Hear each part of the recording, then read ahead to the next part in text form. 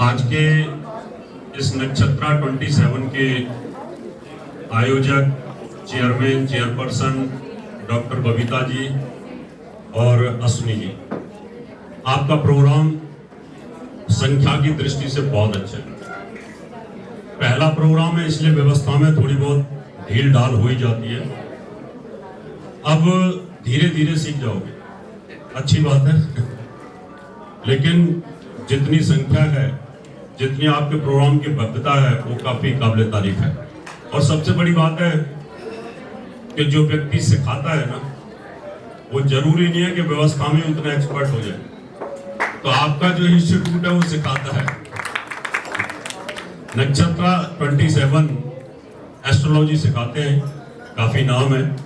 अभी इन्होंने पीएचडी की डिग्री भी दी है, उनको राइट है, सरकार की तरफ से सिखाते हैं। आपको बहुत बहुत शुभकामनाएं, आपका प्रोग्राम बहुत अच्छा। मेरे साथ सामने बैठे हुए, क्योंकि मंच नहीं है यहाँ पर, तो आदरणीय अनिल बस जी, लेखराज जी, जीडी वशिष्ठ जी, उपस्थित सभी सामने विद्वान ज्योतिषीगणों, मैडम जो इंटरव्यू ले रही है ना, जो मैडम इंटरव्यू ले रही है, प्लीज आपसे रिक्वेस्ट है, अब यहाँ पर शुरुआत हो चुकी है ज्योतिष की, इसलिए 1-1.5 घंटे शांत रहे तो ज्यादा अच्छा रहेगा। क्योंकि मैं बार बार एक ही चीज बोलता हूं, संत की एक वाणी आदमी की किस्मत भी पलट देती है और जिंदगी भी बचा देती है। और ये कहानी मैंने सुनाई थी पहले उज्जैन में, अब यहाँ रिपीट तो नहीं करूंगा, सिर्फ इतना ही बोलूंगा कि यहाँ पर जो चीफ गेस्ट आए हुए हैं, इनके पास ज्ञान का भंडार है और आप भी संघर्ष कर रहे हैं, ज्ञानी आप भी हैं। लेकिन क्या पता आपकी कोई बात मेरे दिल को छू जाए और उससे मैं बहुत अच्छी प्रेडिक्शन करूं। क्या पता वशिष्ठ साहब की कोई बात, लेखराज जी की बात, अब लेखराज जी हस्तरेखा के एक्सपर्ट हैं, ये कि विज्ञान है बहुत बड़ा, उसको निकाल के देते हैं। प्रैक्टिस का खेल है, अभ्यास का क्षेत्र है सारा का सारा। आचार्य बस जी हैं हमारे सामने, इतना एक्सपीरियंस है उनका, तो सब चीजों से हमें देखने को मिलेगा।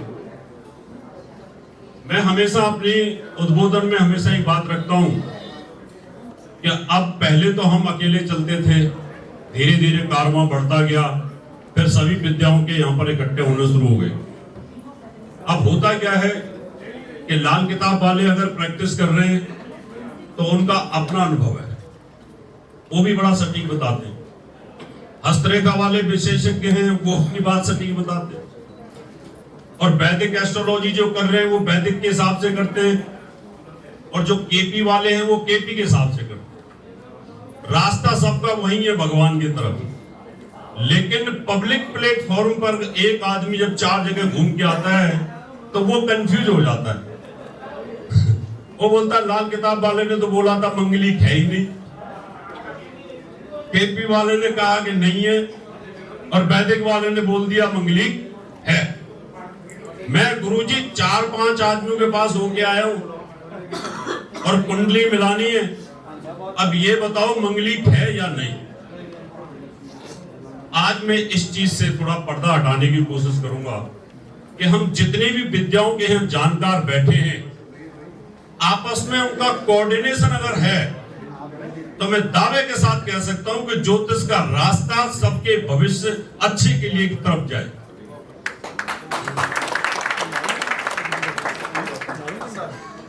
मंगलिक योग में केपी वाले बोलते हैं कोई प्रभाव नहीं होता, लाल किताब भी इस बात को कहती है कि कोई ज्यादा प्रभाव नहीं होता, लेकिन वैदिक एस्ट्रोलॉजी बोलती है कि मंगलिक का 100% प्रभाव होता है। अब इन सबका कोऑर्डिनेशन बैठाने की मैं पूरी कोशिश करूंगा।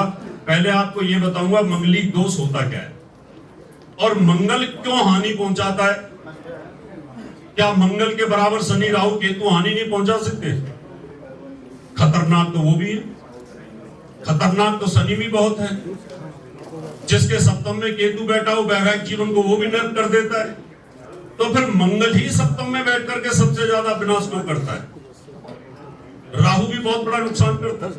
अब जिनकी कुंडलियों के अंदर अगर मेष में, वृश्चिक में, मकर में इनमें अगर सप्तम के अंदर केतु बैठे हुए तो वैवाहिक जीवन तो उनके भी अच्छे नहीं है। या तो पति की डेथ हो जाती है या पत्नी की डेथ हो जाती है, कहीं ना कहीं दिक्कतें आती हैं, वैवाहिक जीवन ठीक से चलता ही नहीं है।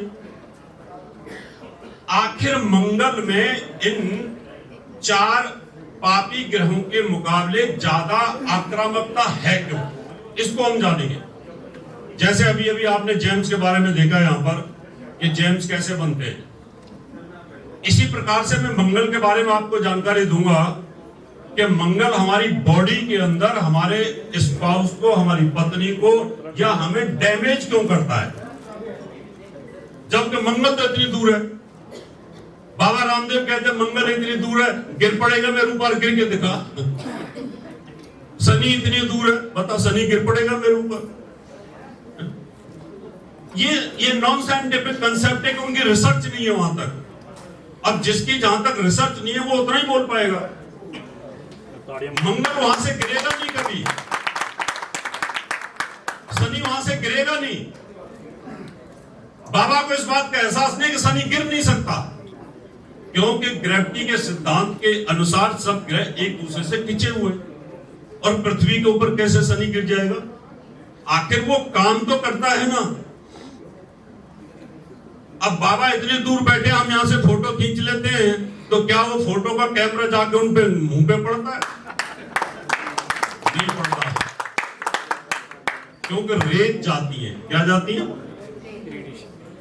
यहां से अभी मंगल के ऊपर हमारा यान उतरा हुआ है,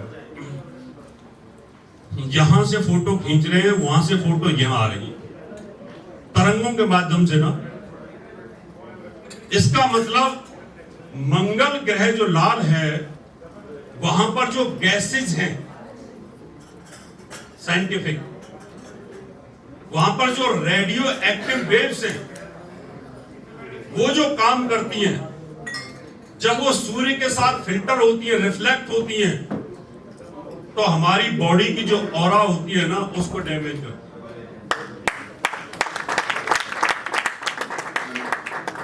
इसलिए मंगल मंगलिक दोष में अपने स्पाउस को खत्म करता है। जब एक साथ दोनों पार्टनर सोएंगे, मेरी पत्नी अगर मंगलिक है और मैं मंगलिक नहीं हूं, तो उसकी बॉडी से मंगल की रेडियो एक्टिव जो वेव्स है, तरंगे हैं, वो धीरे धीरे धीरे धीरे धीरे मुझे डैमेज कर देंगे। कईयों की बहुत ज्यादा आक्रामक होती हैं, वो इसलिए आक्रामक होती है कि उनका मंगल बलवान होता है। अब किसी का मंगल बहुत ज्यादा बलवान है और शादी हुई और 1 हफ्ते के अंदर किसी एक की डेथ हो गई। सिद्धांत ये काम करता है कि कोई भी ग्रह एस्ट्रोलॉजी में हमें चलाता कैसे। शनि जब हमारे ऊपर लगता है तो हम कहते हैं शनि लग गया, लोग हमारे मजाक उड़ाते हैं जोशियों की। पानी है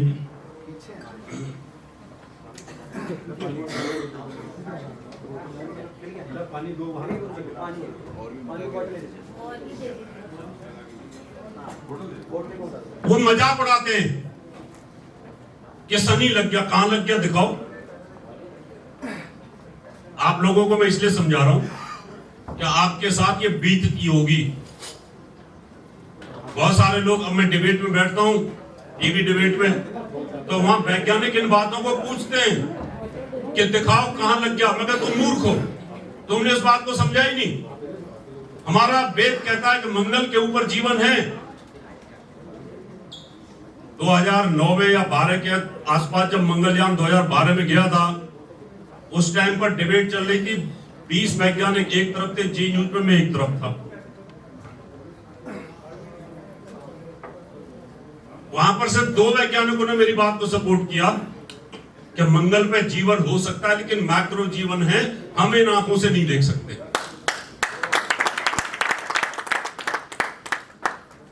जब कुंडली के अंदर मंगलिक योग जिन भागों में बनता है, लगन में मंगल बैठेगा तो पूरी लगन को ही डैमेज करेगा,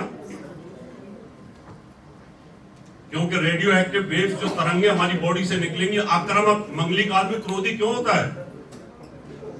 मंगलिक आदमी क्रोधी होता क्यों है, वायलेंट क्यों होता है, मर्डर क्यों कर देता है, हत्या क्यों कर देता है, टेररिस्ट क्यों बनता है, वो क्रोधी क्यों है, वो बम विस्फोट क्यों करता है, वो AK-47 क्यों चलाता है, ये सारी चीजें उसकी है। वो सेना में क्यों जाता है, पुलिस में क्यों जाता है, वो शूटर क्यों बनता है।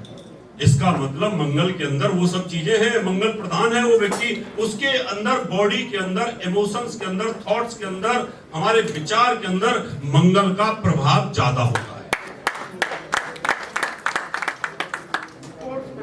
स्पोर्ट्स में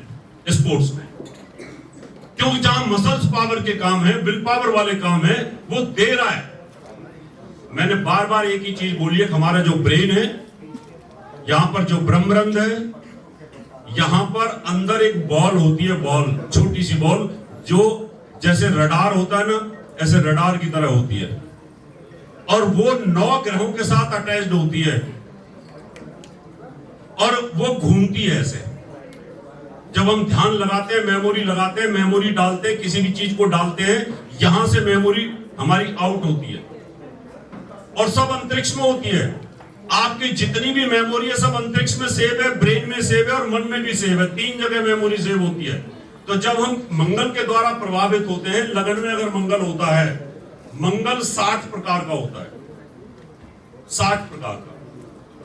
ये नक्षत्र 27 वाले आप अपने यहां पढ़ा सकते हैं। खाली 5 प्रकार का मंगलिक योग नहीं है कि लगन में बैठा है मंगलिक योग है, चौथे भाव में बैठा मंगलिक योग है, सप्तम में बैठा मंगलिक योग है, अष्टम में बैठा मंगलिक दोष है, 12वें भाव में बैठा मंगलिक दोष है, नहीं। मेष लगन में 5 प्रकार का मंगलिक है और वृष लगन में 5 प्रकार का मंगलिक है। कितने प्रकार का हो गए? और लगन कितनी है? 12, और हर लगन में 1 प्रकार है, तो कितने प्रकार हो गए? 60 प्रकार। कितने हो गए? 60 प्रकार हो। अब जो मंगलिक फैसला आप सब करेंगे, मेरे को पहले बुलवा रहे थे लेकिन मैं रुक गया था। मैं कहा नहीं, हमारे विद्वानों को आने दो। मैं कभी एक ही विद्वान है यहाँ पे, सुहेल जी। मैं कहा बाकी सब कौन है? जब सबकी मोहर लगेगी किसी चीज पर तो वो नियम बनता है। पार्लियामेंट में नियम कब पास होता है? क्योंकि सब लोग उसको सहमति देते। आज 60 प्रकार के मंगलिक की सहमति में इसलिए आपसे पूछूंगा कि मेष लगन में मंगल, ये इसके पास 2 डिपार्टमेंट है, एक लगन का है और एक अष्टम का। कहां का है? लगन और अष्टम। लगन अच्छा है, अष्टम भाव का भी उसने फल देना है। इसका मतलब ये रहा कि मंगल का एक हिस्सा खराब है और दूसरा हिस्सा अच्छा। लगन में अगर मंगल बैठा है तो वो सप्तम भाव को देखेगा, और सप्तम में बैठा है तो अष्टमेश का फल देगा। इसका मतलब उसकी जो वृश्चिक राशि है, जो मारक राशि है, वो कहीं ना कहीं अपनी दृष्टि में और अपनी सिटिंग में नेगेटिव प्रभाव देने वाली है। अब लगन में बैठा है तो सप्तम को देखेगा, विवाह स्थान को देखेगा। आपकी आयु तो ठीक है लेकिन पत्नी को मारेगा। अब यही मंगल वृष लगन में अपने स्वभाव को चेंज करेगा। वृष लगन में अष्टमेश हो जाएगा और खर्च का स्वामी हो जाएगा, 12 भाव का स्वामी हो जाएगा। अभी मान लो एक वृष लगन का मंगलिक हो सप्तम में, और एक मंगलिक योग हो मेष लगन में सप्तम में। ध्यान से सुने, साइलेंट प्लीज। मेष लगन में अगर मंगल सप्तम में बैठा है, एक कुंडली, दूसरी वृष लगन की, उसके भी सप्तम में मंगल बैठा है, वृष लगन की कुंडली, क्या दोनों का मंगल एक जैसा फल देगा? नहीं देगा ना, बिल्कुल नहीं देगा। क्योंकि मेष लगन में मंगल मार्केश हो रखा है, और मंगल मार्केश होकर के सप्तम भाव में बैठ रहा है, 8वें अष्टमेश होकर के। इसका मतलब कहीं ना कहीं मंगल वैवाहिक जीवन में पति पत्नी में से किसी एक को मारेगा। अब वृष लगन में आ जाओ जी।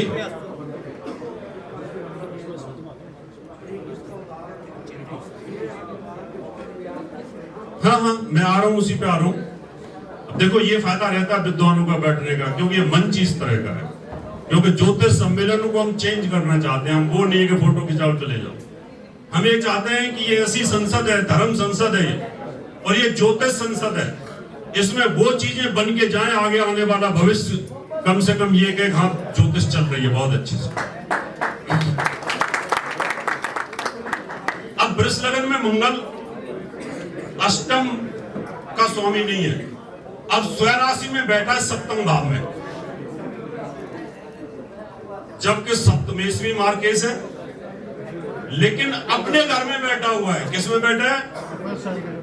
अपने घर में बैठा है। और 12वें भाव का स्वामी ऋषि पारसर जी कहते हैं कि सप्तम भाव में स्वयं राशि में बैठा हुआ मंगल हानिकारक नहीं होता।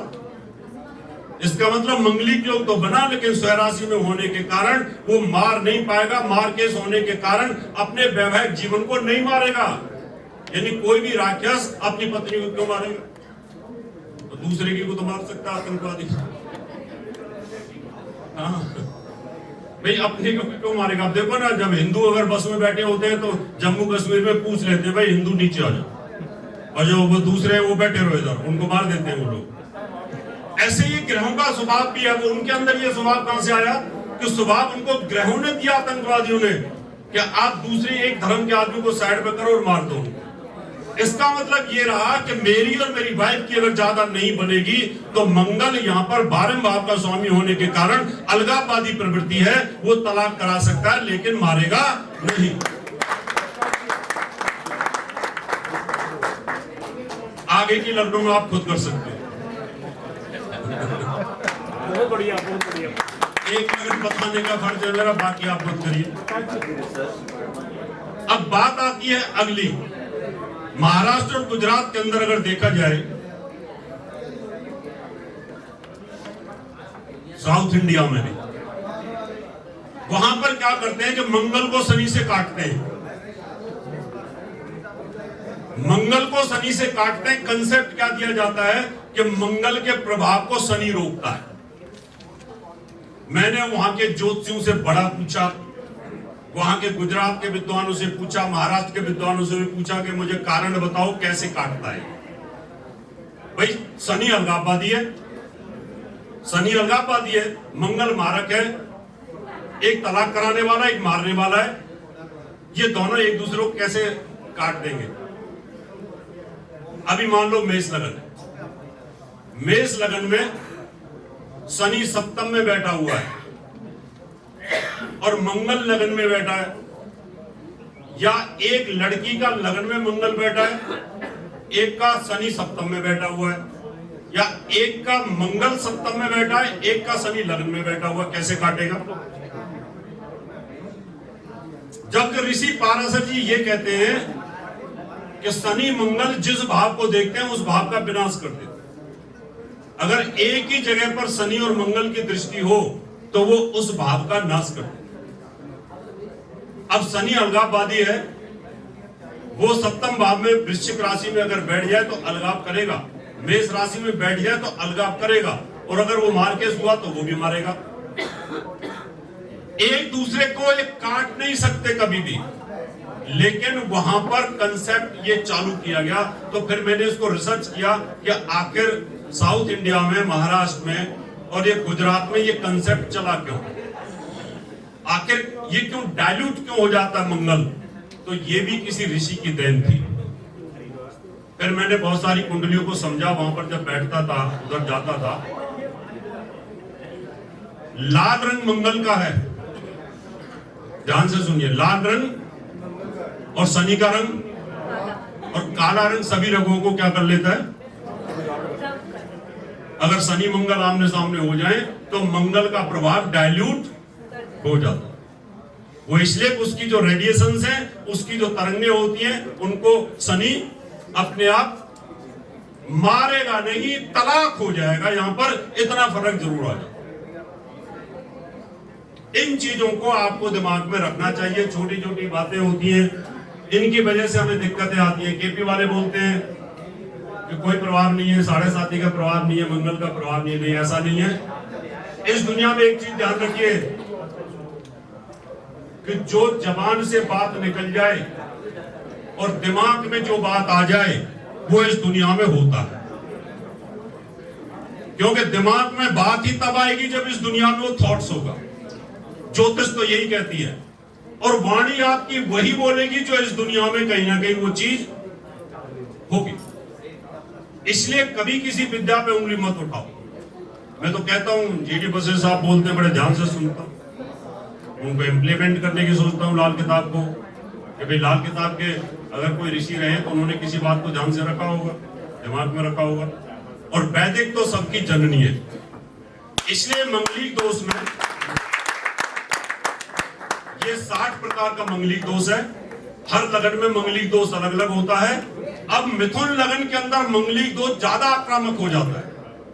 एक तो स्वभाव है वो क्रोधी है, और डिपार्टमेंट भी अगर उसको क्रोधी मिल जाए, मिथुन लगन के अंदर अगर देखा जाए तो वो छठे का स्वामी होता है, छठे से छठे का स्वामी हो जाता है, आक्रामक होता है। ऐसे ही कन्या लगन के अंदर वो अष्टम का स्वामी होता है, अष्टम से अष्टम तृतीय भाव का स्वामी होता है।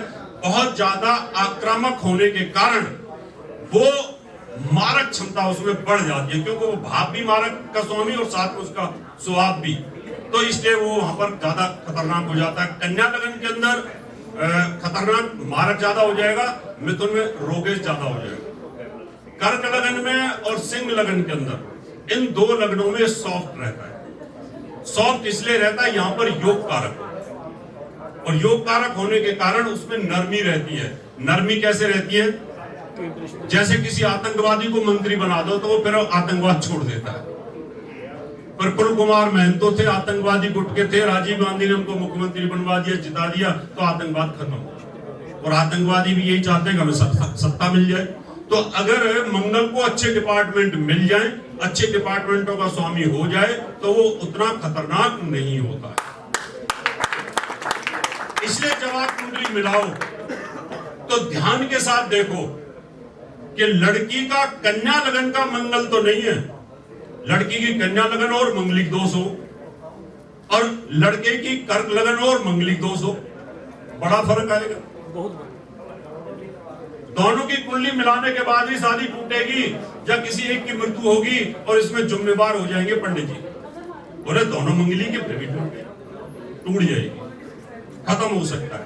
इसलिए इन चीजों को बड़े ध्यान के साथ देखिए, ध्यान रखिए, और जब भी आप ऐसे सम्मेलनों में आए तो इस प्रकार के जो आपके पॉइंट होते हैं वो आप हमें पूछ सकते हैं। हम यहाँ पर उनको क्लैरिफाई करने की पूरी कोशिश करेंगे। बहुत बहुत धन्यवाद। नक्षत्र 27 का आपका प्रोग्राम बहुत अच्छा रहा, हिट रहा। जिधर देखता हूँ उधर भीड़ ही भीड़ दिखाई दे रही है, काफी अच्छी भीड़ है।